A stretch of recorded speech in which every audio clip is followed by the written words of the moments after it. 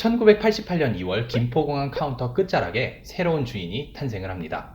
그 당시 보잉 737 기종 한 대로 빡세게 서울, 부산, 서울, 광주를 열일했던 서울항공. 같은 해에 이름을 바꾸고 대한항공과 함께 경쟁체제로 끌고 가기를 원했던 정부의 밀어주기에 힘입어서 대한민국의 제2의 항공사로 도약을 한 아시아나항공은 각종 어워드를 받으면서 세계적인 항공사로 자리매김을 했었는데요. 몇몇 사고와 갑질 논란으로 이슈가 되기도 했었습니다. 그래도 대한민국 제2의 항공사이지만 그렇게 선자리만 가면 까이고 오는 아시아나항공은 어떻게 여기까지 왔을까요? 산업은행의 중매로 대한항공이라는 신랑감이 거론되고 있는 지금 이 시점에서 각각 목적이 다른 팔려는 자, 사려는 자, 그리고 깨려는 자의 흥미로운 3파전에 대해서 이야기합니다.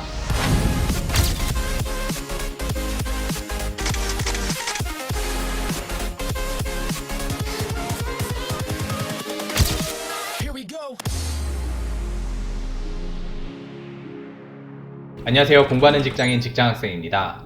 코로나로 인해서 HDC의 아시아나항공 인수가 무산이 되고 지금 대한항공이 새로운 구원투수로 등판을 할 수 있을 거냐라는 얘기가 나오고 있는데요.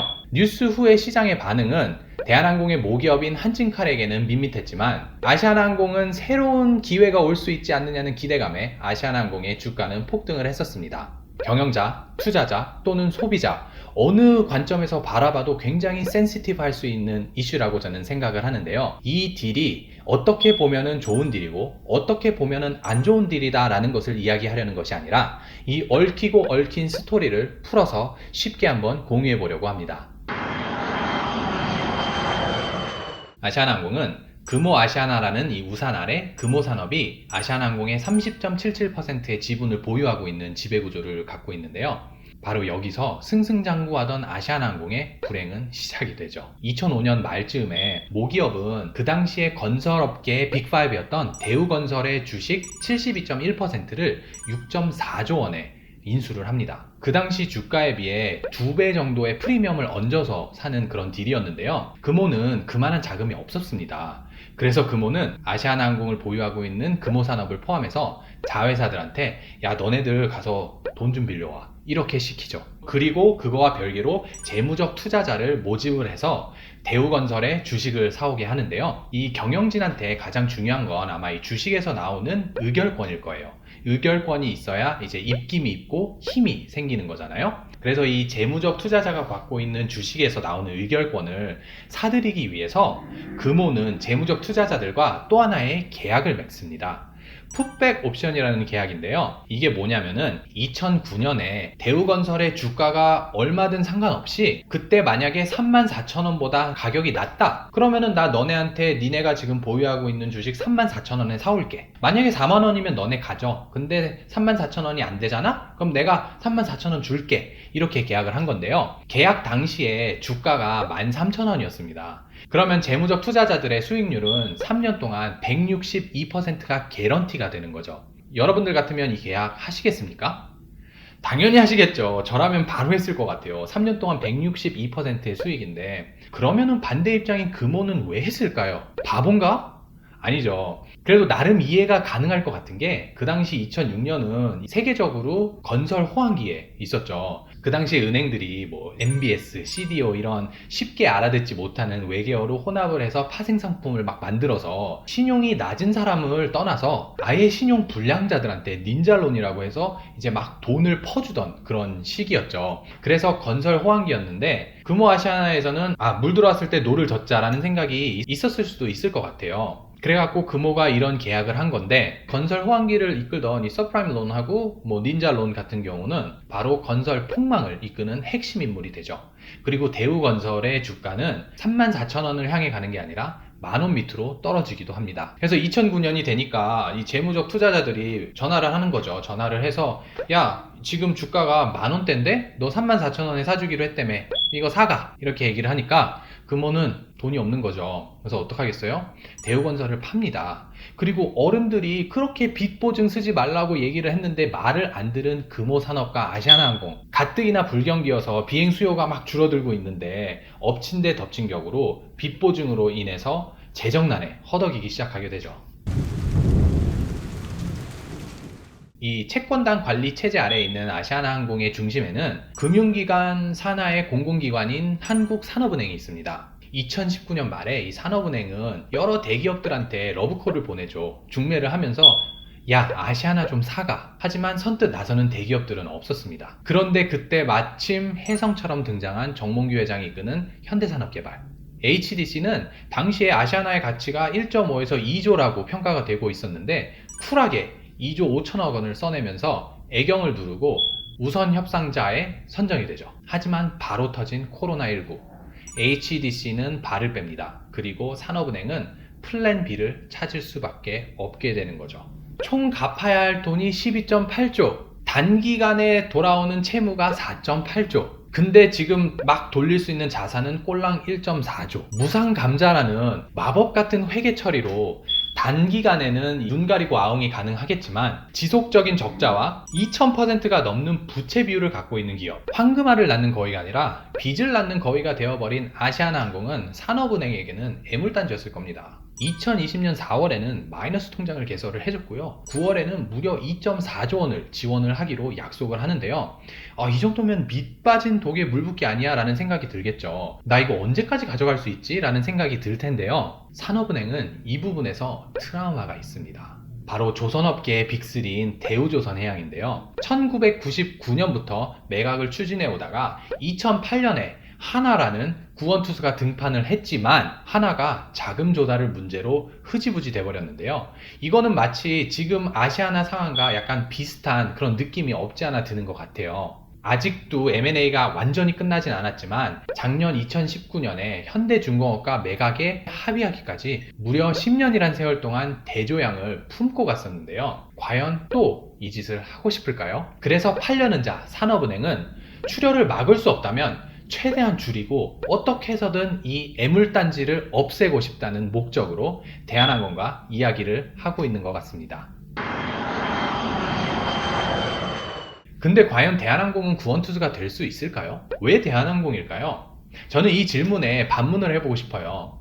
과연 대한항공이 아니면 아시아나를 인수할 수 있는 회사가 또 있을까요? 코로나 사태가 터지기 전에도 많은 대기업들이 패스를 한 아시아나항공입니다. 선자리만 가면 까이고 왔어요. 그런데 지금 코로나가 터진 후에는 아예 코로나가 아시아나항공의 재무제표를 적극적으로 빠그러뜨려 놓았죠. 어떠한 재무적인 개선이 이루어지지 않는다는 가정하에 지금 내 주머니에서 돈을 꺼내서 적자를 메꾸면서 단기에 돌아오는 부채가 5조고 총 빚이 13조 가까이 되는 이 아시아나를 떠안으려는 기업, 아니 떠안을 수 있는 기업이 대한민국에는 몇 개나 될까요? 그래서 산업은행은 한진칼이라는 최후의 방법이자 묘수를 꺼내게 됩니다. 이게 그렇게 막 놀라울 뉴스는 아닌 게 전 세계 항공업이 힘들잖아요, 코로나 때문에. 미국에서도 너무 항공업계들이 골골대니까 유나이티드 아메리칸 에어라인이라는 이 미국계 공룡 기업이 탄생하는 게 방법이 아니지 않냐라는 호기심인 얘기들도 나오고 있고요. 실제로 역사적으로 봐도 금융위기였던 2008년에서 2011년 3년간에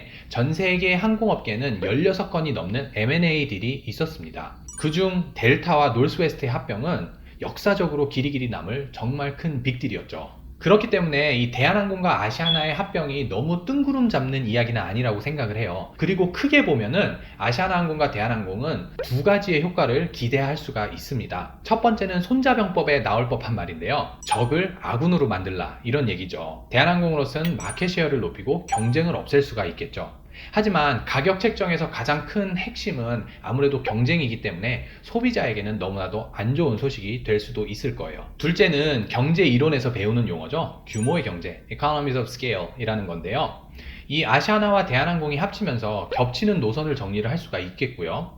아니면은 자재를 사올 때 대량 구매를 통해 좀 더 디스카운트된 가격으로 사올 수가 있을 거고, 큰 비용의 한 부분인 인건비를 절감할 수 있는 효과도 불러올 수 있을 겁니다. 노동자들에겐 정말 안 좋은 소식이죠. 만약 겹치는 노선을 정리를 한다면 파일럿이나 승무원 같은 현장 직원의 필요성이 좀 더 줄어들 거고요. Supporting Department를 보면 점호들의 포지션들은 eliminate 될 확률이 높겠죠. 쉽게 예를 들어서 어떤 직무가 있는데 이게 한 명이 하기에는 굉장히 힘들어요. 근데 그렇다고 두 명이 하기엔 좀 그래. 이런 직무를 이제 회사는 울겨 겨자 먹기로 2명을 고용을 했었을 텐데요. 두 회사가 합치면서 3명으로 운영이 가능하기 때문에 한 명의 책상을 뺄 수 있는 그런 상황이 올 수가 있는 거죠. 크게 이 두 가지 효과를 누릴 수 있는 기업은 대한민국에서는 대한항공밖에 없을 겁니다. 그리고 이 부분에 대해서는 이견이 없으실 거고요.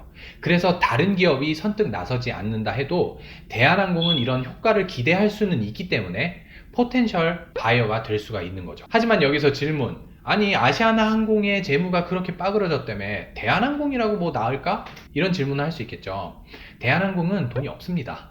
송현동 지부도 서울시에 판다고 뭐 이런 얘기 나오잖아요. 기내식도 판다 그러고 지금 막 파는 상황에서 과연 아시아나항공을 살 수가 있을까? 이게 정말 중요한 질문일 텐데요. 데스퍼레트하게 팔려는 자 산업은행은 이 딜을 위해서 EY 한영이랑 베인&컴퍼니라는 컨설팅 회사와 협업을 맺었는데요. 여기에 계신 엘리트들이 이 부분에 대해서 열일을 하시는 거고요. 가장 가능성이 큰 방법으로 거론되는 것이 바로 이런 방법입니다. 대한항공의 모기업인 한진칼은 어떤 특정인을 콕 집어서 주식을 발행을 합니다. 그리고 산업은행은 이 주식을 사주죠. 그러면 산은에서 받은 투자금을 한진칼은 금호산업이 보유하고 있는 아시아나항공 지분 30.77%를 인수하는 데 사용하는 방식이죠. 인수 전 두 기업의 지배구조는 이런 형태였지만 산업은행의 중매가 성공을 한다면 한 지붕 아래에 5가족의 구조를 보이는 세계 10위권의 대형 항공사가 탄생을 하게 되는 거죠. 물론 여기서 저가 항공사들의 교통정리가 필요하다는 의견도 많이 있고요. 산업은행의 입장에서는 어차피 아시아나항공이 돈이 없어서 공중분해되게 놔둘 수는 없잖아요. 그러면 계속 이 피를 수혈을 해줘야 되는데 밑빠진 독에 물 붓기를 하는 대신에 한진칼이라는 대한항공을 사용을 해서 둘의 시너지 효과를 기대를 해서 밑빠진 독에 물을 붓는 것이 아니라 밑빠진 독을 메워보자 라는 생각을 하는 거겠죠. 그리고 조원태 회장이 이끄는 한진칼은 물론 아시아나항공의 부실한 이 재무 상태를 다 떠나야 하는 리스크가 있지만 규모의 경제 아니면은 마켓쉐어를 통해서 대한항공을 살릴 수도 있지 않을까 하는 계산을 하기도 하는 것 같습니다. 하지만 여기서 질문, 사려는 자 조원태 회장은 과연 정말로 세계적인 항공사의 탄생을 위해서 또는 이런 규모의 경제를 활용을 해서 대한항공과 아시아나항공을 다시 살리기 위해서 이 딜에 찬성표를 던지고 있는 걸까요?